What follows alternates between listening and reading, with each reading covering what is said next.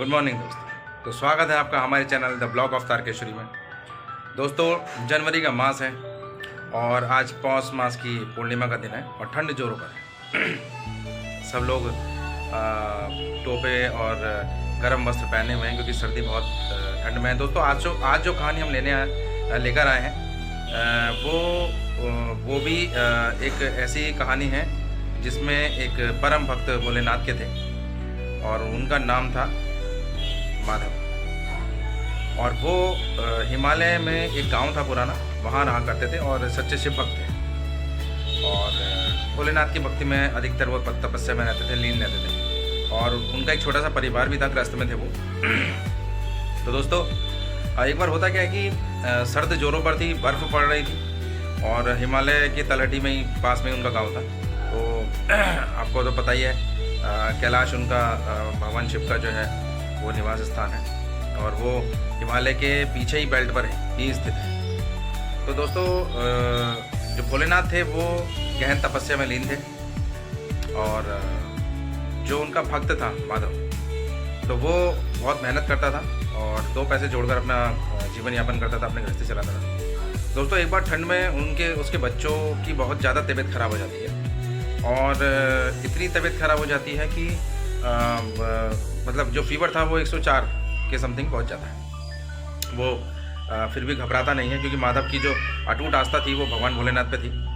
तो एक रात जब उसके बच्चों को फीवर कुछ ज़्यादा ही मात्रा में आ जाता है, अब ना तो वो बस इतना था कि अपना जीवन यापन ही कर पाता था, ना दवाई थी, ना कोई ज़्यादा मात्रा में उसके पास ज़्यादा गर्म कपड़े थे। तो वो उसी रात भोलेनाथ को मंदिर जाता है उनसे प्रार्थना करने के लिए कि हे भोलेनाथ, मैं जैसा भी हूँ और मेरे बच्चे जो हैं वो स्वस्थ हो जाएं और आप कृपा करें। तो इतनी ठंड में वो ये नहीं देखता कि बर्फ़ पड़ रही है या इतनी ठंड हो रही है। वो रात में ही जो है भगवान शिव के मंदिर जाता है और उनसे प्रार्थना करता है। दोस्तों, उसकी प्रार्थना में इतनी शक्ति थी कि भोलेनाथ जो तपस्या में लीन बैठे थे वो अपनी आंखें खोलते हैं और उसे दर्शन देते हैं। और जैसे ही वो दर्शन देते हैं तो जो विभूति भोलेनाथ के मस्तक पर लगी हुई थी वो जैसे ही माधव के लगाते हैं तो उसके पूरी बॉडी में एकदम गर्माहट सी आ जाती है और बिना मतलब वस्त्र को इतने उसके पास नहीं थे मात्रा में कि वो ठंड से बच सके, लेकिन उस विभूति में इतनी